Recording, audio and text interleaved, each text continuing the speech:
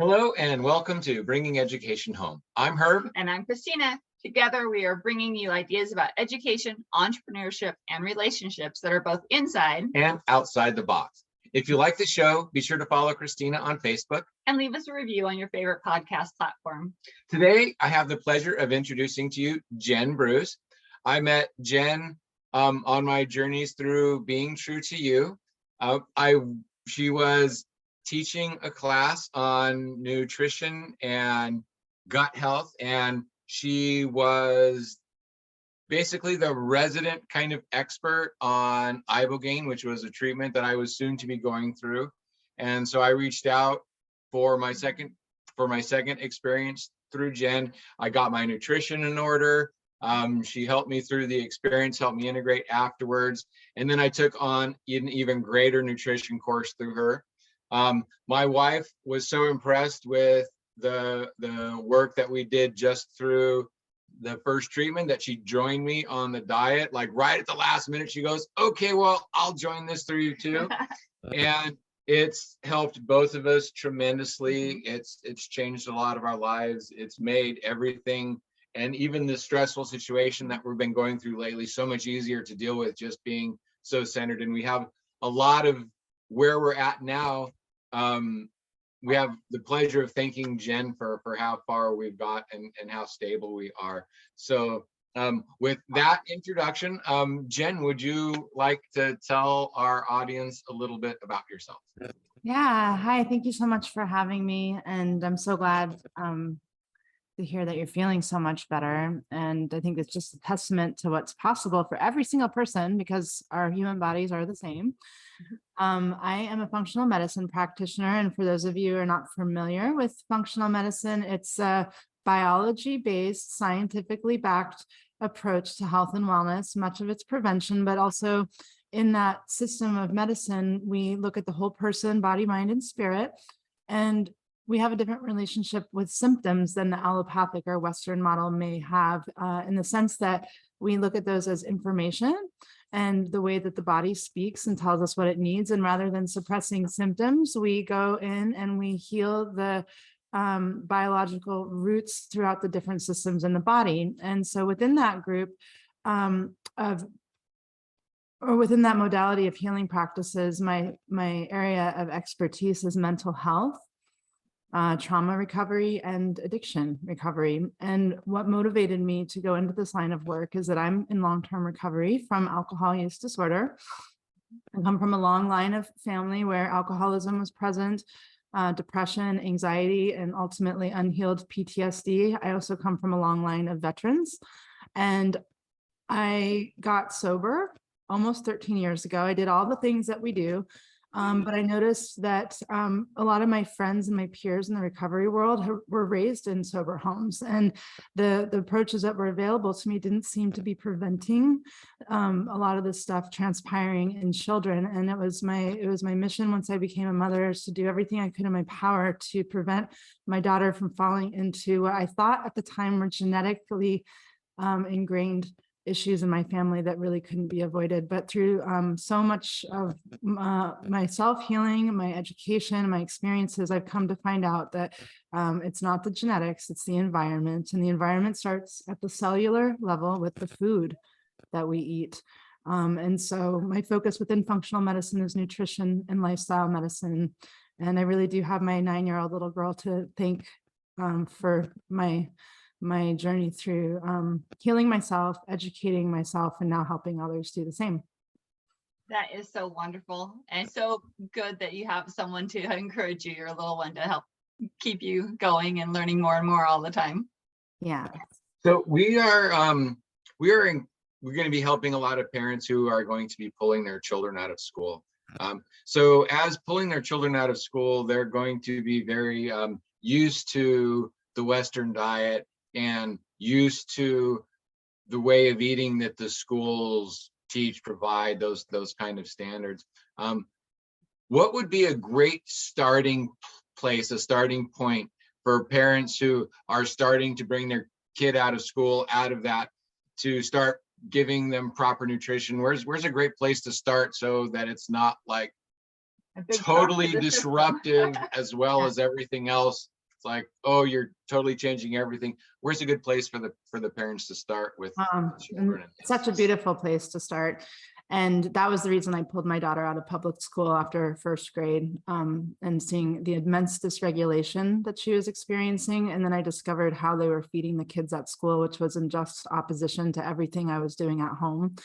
I went to speak to the principal about very basic things that are within the FDA guidelines, actually, as specifically how much sugar the kids were being fed. I found out that just at snack time after at her aftercare, that the snacks contained over 50 grams of sugar. And I went to the principal to speak to them on that. And they said, well, we're following the FDA guidelines here. And I said, well, actually, you're not, because it's the World Health Organization has deemed that 25 grams of sugar per day is what an adult grown woman should be consuming and no more. And that health conditions arise after that amount.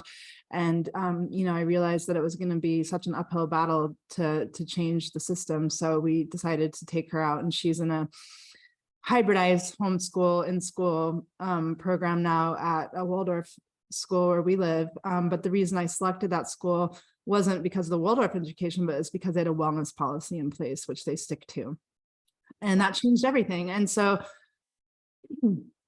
the first thing about changing our children's nutrition is becoming aware of its importance.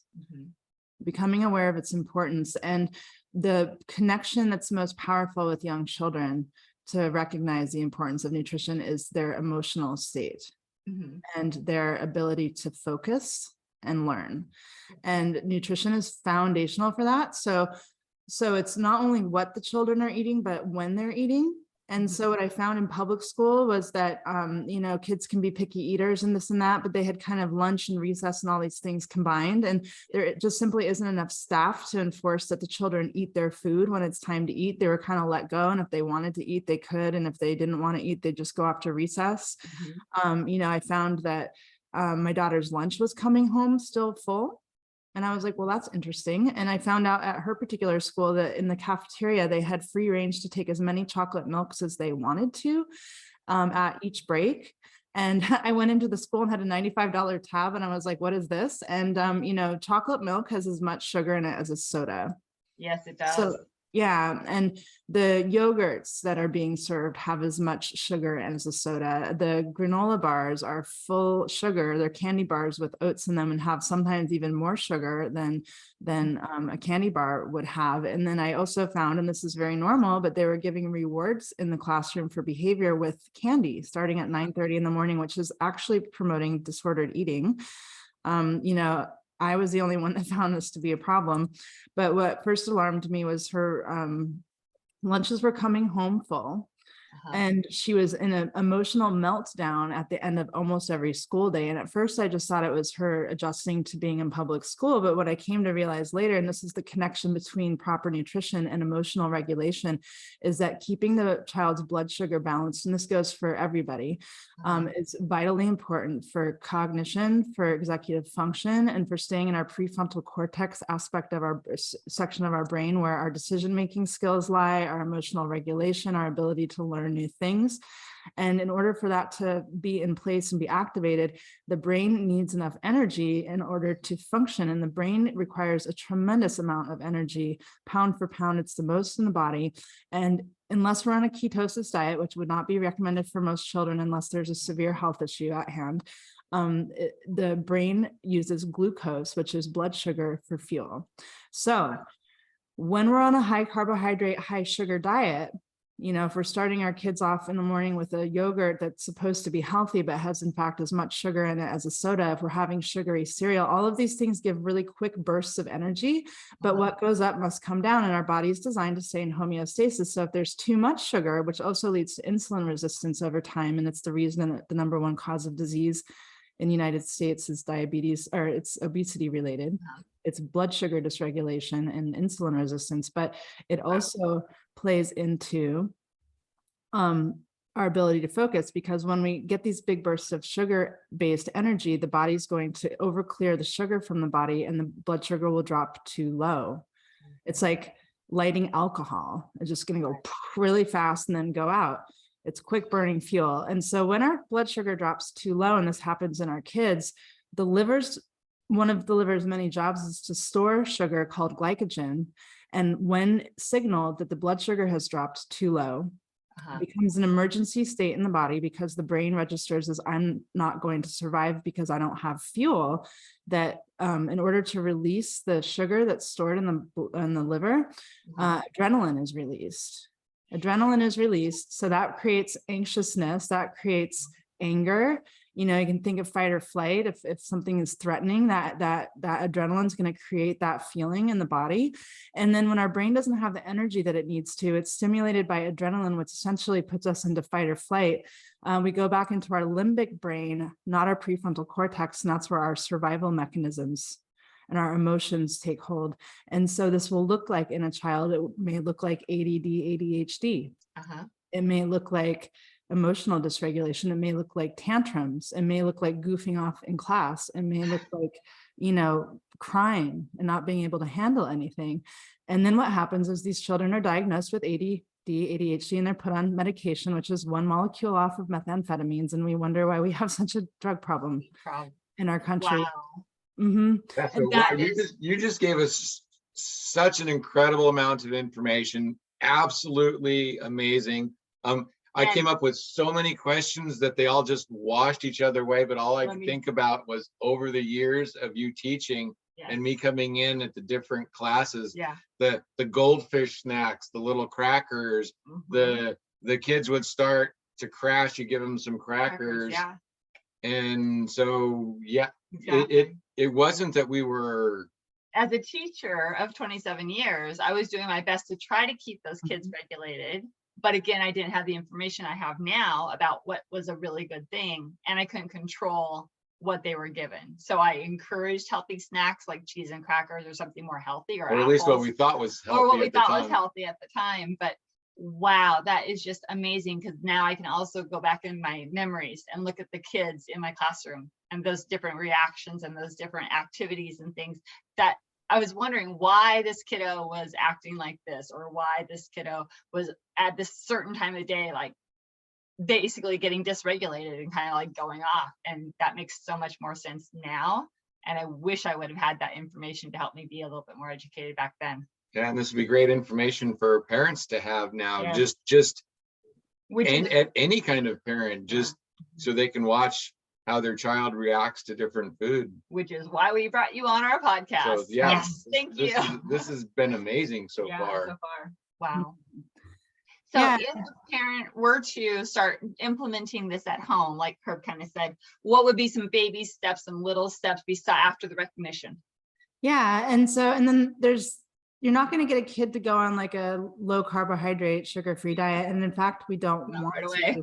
Their brains are growing rapidly. Their energy requirements are radical. And so they need the carbohydrates. There's a reason kids like carbs. Also, you know, like Ayurvedic, very ancient healing modality from India, notices that children need the qualities of sweet food. And so the palate changes in children, I think around 12 or 13 years old. But prior to that, they really dislike bitter foods, because in nature, where we genetically have not evolved out of when we were living in our hunter-gatherer society, is that the foods that would have been poisonous would have been bitter. So it's a protective mechanism as well. So we can't change a child's palate.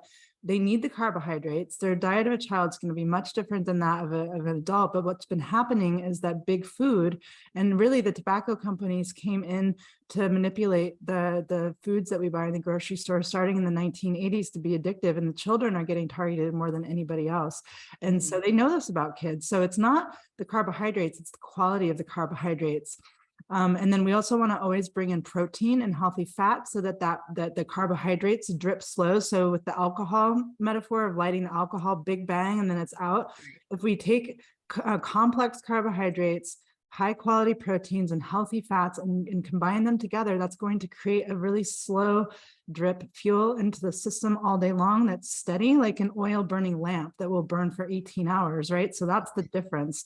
Now, am I going to tell my kid all this? No way. No. Does she love her waffles? Yes. Do I use the frozen waffles or a flour mix? No, I use an almond flour there's eggs in it. There's, I blend up oats in their whole form. And so we're getting a whole grain with still intact because there's a tremendous amount of fiber in there. What we want to stay away from are white processed sugars and also flours, because white flours work in the bloodstream the same way that sugar does. And in fact, 2 slices of whole wheat commercial bread that have been dyed brown usually have a higher glycemic index, which means there's a higher burden of sugar on the system than a candy bar. So, and then a lot of healthy fats, that is like organic ghee, which is like clarified butter. And then we get the fruits in there, not with a fruit roll up or jelly, but with fresh fruits. And then we use organic maple syrup, because organic maple syrup is packed full of nutrients. Same with raw honey. So we're just taking the kid food and upgrading it so it's actually got in there what the kids need, right? Yeah. And there's always an alternative. If they have a favorite kid food, there's always a better alternative. And then I've educated my daughter, from day one, and it's never too late to start, but she's, I'm humbly proud. She's never had a fast food meal in her life. And when we drive by McDonald's, she asked that why would people poison themselves when there's a sign on the door that says this food is known to cause cancer in the state of California. She can't wrap her mind around the fact that people will read that sign and walk into the restaurant and still consume these foods. So we have to have a lot of conversation around how we make choices for ourselves too. Wow, that's amazing. I didn't know those signs existed, first of all, but wow. It's been quite a while since we've had to eat fast food. Exactly. Ooh. But I love how you're having those conversations, because that's one of the things that we really want to make sure we're doing in our holistic schooling and our education brought home, is to make sure that we have those conversations with children so they understand why things are happening and they can make those informed choices, of course, at an age appropriate level, Exactly. Perfect. So when you're like in the grocery store, how in depth do you go with when you're picking things for her? You said 9, right? Yes. Yeah. So we shop around the outsides of the store. And she's got her favorite fruits, and sometimes something like a dragon fruit will come in or something like that. And they may be a little expensive, but that's our delicious treat. What can we make out of these vegetables and fruits? If the apples are in season, let's go home and make an apple pie. One thing to get your kids to eat differently, if they make the food themselves, they will eat it and they will love it. Love it, because that's also part of our education, is helping the kids learn how to cook, helping the kids learn how to clean, helping the kids be part of the family governing system so that it works together. Yeah. And one of the things about your program is you actually, along with being a functional medicine, are a wonderful cook.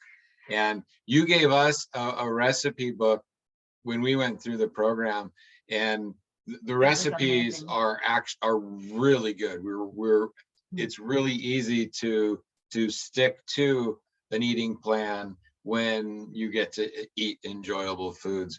So, and you're talking to someone who used to like 3 vegetables. I would eat cucumbers, and I would eat lettuce, and I would eat green beans once in a while, and like everything else was like, yeah, no, thank you. And now I'm eating Brussels sprouts and asparagus and cabbage and all sorts of other things. Yeah. A lot of it's in the preparation. We just have to learn how to cook again. Yes. And once you take a lot of the processed food out, then real food starts tasting a lot different. Yeah. And I would say too, as far as entrepreneurs and being busy and bringing our kids home, and, where the heck are we going to find all of this time? But it's when we're looking at it through the lens of, we need to play with our children. We need to teach our children. We need to spend quality time with our children, and we need to go to the grocery store, and I need to cook, and I need to do this. But a good example of what I do with my daughter every Saturday, knowing that I'm going to be tired after a long week of work, and she will be too, is we sleep in, and then we go to the farmer's market. We get to spend quality time together. I get my shopping done. I get to educate her. And gosh, when she gets to meet the farmers that grew our food, it's like a whole different thing. And we get community, and we get outside, and we get exercise, and then we go home and we make a meal. But that's just deep quality time together, where I'm teaching her a skill that will help her for the rest of her life. And so it's one sown, and all of those birds are shot down with just the one thing. It's we go shopping and we go home and we make a meal, but it's so much more than that. Yeah, Yeah. and what part of entrepreneurship is there's a lot of traveling involved. And one of the reasons we're making everything mobile is so that parents could take their children with them. So maybe like And explore. learning how to find the farmers markets and the different places and the different farm stores in Cities and the towns. area Yeah. would be a great way to do it. But Mhm. also traveling, what are some better ways to find ways to eat when you're traveling? Because sometimes the really healthy preparation is a little more difficult when you're on the road. Yeah, and I think that this applies to just being busy and running around like myself. I kind of have 3 businesses and my daughter and all of this stuff. And, it's like I plan ahead, like I'll buy stuff for the week. And then I always have a bag in my car with me with healthy snacks, because it can even be around town. If I get on the wrong side of town, there's not a lot of healthy places to go. One thing that we do when we travel as a family is we get Airbnbs that have a kitchen, and we'll go out for some meals, but then we also go to the local Whole Foods or health food store and stock up on healthy things, easy breakfasts, lunches, and then maybe we'll go out for dinner. A good way to look up a healthy restaurant where you're at in a new place is if it says it's farm to table. It's not going to say we're healthy and organic. That's the new gourmet is farm to table, but that's going to mean that it's going to have an excellent menu of a variety of different locally sourced foods, or something that's like a juice bar is going to have healthier options. I could go to a Starbucks, or I can find a coffee shop that's also a juice bar. It's going to be much more likely I'm going to be able to get something healthy at a juice bar than at a Starbucks. And then the way that I get my daughter interested when traveling, and I've just in general gotten her interested in different foods rather than being like afraid of them, and she was a very picky eater, is explaining to her that the deepest way we can learn and experience other people's cultures is through the food that they make, Oh yeah. and that it's fun to try different things. And if we try it and we don't like it, then we know that. But if we don't try it and it would have been our favorite thing ever and we never tried it, we'll miss out on something that we could be loving for the rest of our lives. And so when I put it through like storytelling and cultural exploration and learning about other cultures, she became very interested, and now she willingly tries almost anything at least once. That is a great idea. That's a great idea. So many people need that one in their back pocket, because exactly. We've been learning a lot about storytelling and how it does put more context around an idea or more importance around an idea. And I love that with kids. Yes. Perfect. If there was a family, I don't know, with like special medical needs, what kinds of things, because you being from the background, what kinds of things should they watch out for when they're making these changes? Because that's another thing we don't want to accidentally cause, is making a bunch of changes and then having an issue because of that. So what's some things to watch out for? Yeah, well, the biggest thing is being strict or scared around food. The biggest issue people have with food is what they've connected it to. We also don't want to use foods as rewards, like, oh, you were really well behaved today, so now you can have something that's bad for you. I mean, I think we can see how that can set up for disastrous long-term results, so education, not being too strict, and some people may argue with me, it depends. Like if we've got a children with a severe autism or pandas or something, we may need to put them on a strict functional medicine protocol, with some food for a while. But in general, like the 80-20 rule, like I choose not to have my kid be the weird one at the birthday party that's not allowed to have a cupcake. Like go ahead and have one. But then I also have her notice when she's cranky that evening after she comes down, it's like, look at what that did to your body. And how much agency we have over how we feel, depending on what we do or don't put into it. And then I let her choose, do you want to have that right now? And sometimes she'll say yes. And she's like, you know what, actually, I'm feeling really good and I don't want to mess it up. And this has taken some time to get to that point. But I think not having any kind of rules or strictness around food, it's just education and improving our relationship with food. That, yes. Yeah, I have some friends that they're not super strict around candy. They just don't have it in their house. But at Halloween, they let their kids eat as much of it as they possibly can for like 2 or 3 days. And then they see, this is why you just don't have candy. Because then they're just like completely zombied, wiped out, feeling terrible. And this is what it does. Yeah. They kind of. Yeah. And it's an incredible teaching experience too, because that reigns true for almost everything in our life, or when we're not feeling good, it's so typical in our culture to look outside of ourselves and say, oh, I don't feel good because you were mean to me, or because it's raining outside, or because I didn't get what I want. But when I can continuously display to my daughter that it seems that way when you're not feeling good, but if we back it up and really look at what happened, you binged on candy for 2 days, and that's why life seems to be against you right now. And then she's like, oh my gosh, you're right. When I don't eat sugar, I don't feel this way.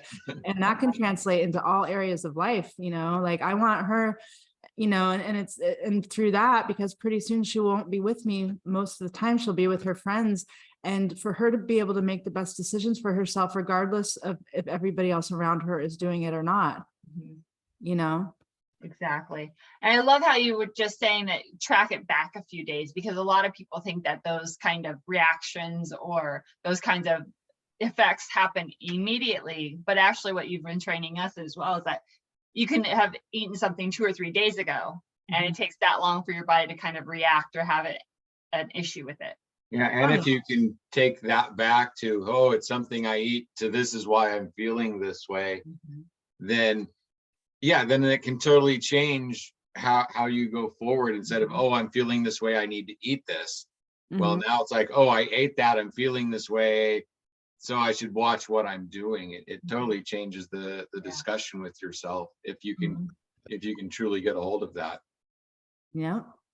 And the bigger picture here is teaching my daughter that we have way more power and influence over our lives than we've been taught in our society. And that, we have so much agency in all situations. So these are practical exercises that can be applied to everything in life. Yeah. And also collectively too, it's not just what we've eaten the last couple of days, but if you've been on the average American diet and the kid food is just horrendous, if you turn over the label, and it destroys the gut health. And so then kids become chronically ill with asthma or eczema, and then they're giving them all of these like medications and stuff. And it really just comes back to that their gut's not in tune, and it's the sugar that's causing the problem. And so then the kids are on like 6 medications by the time they're in high school, and it goes on chronically unwell. And then these kids grow up like myself in the 80s, like growing up. And I realized once I got healthy that I had really been chronically ill my entire life. Entire life. Yeah. I didn't know what it felt like to feel good. I had no idea. So parents pulling their kids out of school, not only is it better for them educationally, it's better for them for just their overall health, just getting them away from that diet. And even making small changes at home would make radical differences over the education, over the school diet. Right. Just making sure that they eat, even if you don't change the food, breakfast, snack, lunch, snack, dinner, snack, every couple hours with a little one to keep their blood sugar stable. And it doesn't have to be radical. Like, maybe the kids love top ramen. Well, you can get rice noodle, organic top ramen. You can make it with bone broth, not have the additives, the MSG. The kids will love it. And then it seems like the same food, but like top ramen is one of the most toxic foods you can buy. I mean, it is toxic, and MSG is a neurotoxin. So if you're concerned with your child's education, you might want to not be putting in neurotoxins with their favorite foods. That led my daughter to loving to go out for pho, which is some traditional Vietnamese soup. And that's so rich with bone broth and vegetables, and it's so good for you. So you can take the kid food that they like and transition over. And one of the biggest ways to do that is to also, when you start using upgraded products or foods to replace the ones that they've been liking, is to have them help you make it, because then there's a pride of ownership that's involved, and they will eat it if they've made it. Yeah. Like I said, I think a lot of kids now, a lot more kids now being diagnosed with mental disorders, autism. So when I was a kid, it was very rare. I knew hardly anybody. And now it's like one of my sons is autistic, and it's getting even more prevalent. And some of the stuff that I'm understanding is it might not necessarily be fully autistic. It could very well be associated with diet, and cleaning up the diet is resolving a lot of these issues. Do you have any thoughts on that? Yeah, I mean, I think all of us could agree that we don't really know about autism yet, but anything that's on the rise, and these are spectrum disorders, ADD, ADHD, depression, anxiety in teens, like, come on. The fact that they're exponentially increasing, it hasn't been a long enough time for the genes to change. So it's environmental, and out of the tens of thousands of chemicals that are circulating in our environment, all of them are assumed to be safe until proven unsafe. And most of them, you need funding for this. And most of them aren't even being tested, right? The foods that we're eating are nutrient deficient, even if we're buying produce, because the soil that it's been grown in is completely depleted, and our brain is just another organ in our body. And in order for our nervous system to work properly, it has a high demand of micronutrients, B vitamins, healthy fats, omega-3, omega-6 ratio balanced. We have to have, we've lost the fermented foods in our diet, which keeps our microbiome healthy. 95% of our serotonin is produced in our gut, and the autism spectrum goes along the dopamine system that is, so we don't know everything yet, but what we do know is it's environmental, it's lifestyle, it's nutrient deficiencies, it's all of these things, because that's the only thing that's changed. Where our health is changing as rapidly as our environment and our food sourcing has changed. End of story. Yeah. And I don't need to know the details, because I know that anytime we improve in this area, that things get better. Yeah. That is amazing. That makes complete sense. And I loved how you were saying that it's easy to kind of switch out some of their favorites for things that are on the healthier side. Like you said, upgrade the ingredients, and then they can still have the same things, like the waffles, the pancakes, the ramen, etc. Yeah, and if they're pulling them out of the school and they're really focused on their family, this should really just be a logical next step for whatever they're doing. But it doesn't have to be radical changes. It can be little steps at a time, right? Absolutely. And just the awareness first too. I mean, think about how many kids are getting punished at home and at school for behavioral problems when it's their blood sugar that's dropped, when they lose the control of their behavior in that state. Like, once we understand this stuff, we can work with it in a way that's not only compassionate, but it's also constructive. Punishing somebody out of a dysregulated nervous system because of malnutrition is not productive. Exactly. Yeah. As a teacher, I really appreciated all those parents who supported me by not necessarily punishing me, but at least talking to their kids about their behavior when they were, not behave in class. But if I would have been able to give those parents that tip and say, hey, could you just check into what they're eating, and maybe that will help the situation as well, that would have been super helpful. And with motivated parents, that'll just be tremendously easier. Exactly. And that's not to dismiss the behavioral aspect. That's still there. Yes. It's still there, but when we're grounded and we're stabilized, it's amazing the things that will naturally clear up on their own. Exactly. Yeah. Wonderful. Well, Jen, it has been such an awesome talk with you today, and you've given us so much information. Is there anything else that you really wanted to impart to maybe parents or people who are listening today? And I hope that you'll agree to come back and we'll have another conversation around a similar topic in the future. Yeah, I guess I would just say, if you're considering making these moves, we've been living our lifestyle like this for a while out here in Northern California, and listen to your intuition.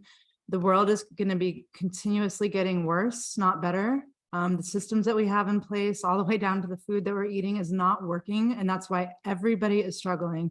And, the only regret I have for not choosing to fit out of this sick and toxic culture faster, that's the only regret I have, is not taking action sooner, and to listen to your intuition. And, that needs to always be our guiding light. Who even knows where the system's going to be by the time our children are in the workforce? I'm not even relying on, if my daughter went through regular school with accolades, if that's really going to serve her, as we kind of watch the world crumbling around. So yeah, the only regret I have of taking my daughter out of the system earlier is not doing it earlier. That's all I have to say about that. Yeah, exactly. As parents, it's often thought that maybe the school or the teacher knows better, but parents know their kids best. And their sleeping patterns, their eating patterns, their emotions better. And so bringing that together with their education should be a complete win-win. Yeah, she was a teacher for 27 years, and we saw it happening from the inside out. And we had kids in the school, and we were wondering why other teachers weren't stepping up at the same time for our kids. So yeah, even from within the system, as a teacher, we wish we had have taken our kids out and gotten out sooner. But that's why we're doing what we're doing now, is bringing on experts to help. Better late than never. Yeah. Or maybe it's right on time for us. Yeah, and thank you for your service. I come from a long line of teachers too. My grandmother had a doctorate in special education. She Mhm. helped develop the curriculum for children with learning disabilities in the United States. My mother was an art teacher in the public schools. Wow. On the flip side, the teachers are so worn out, so underpaid, so undernourished that even the teachers that want to make the change, there isn't the time in the day. Plus, you're getting enmeshed with other families that don't have these as priorities.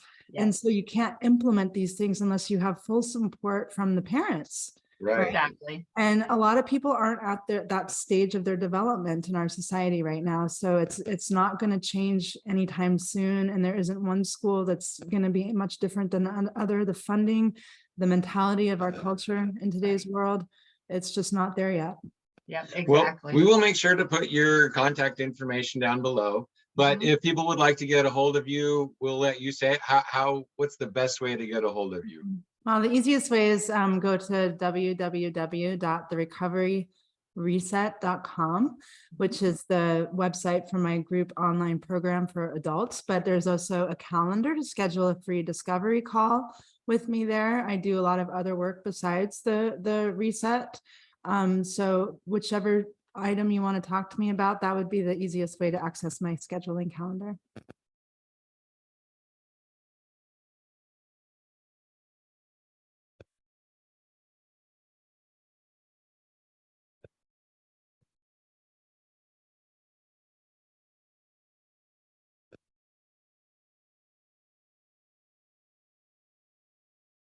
Shoot. Looks like we lost her. Yeah.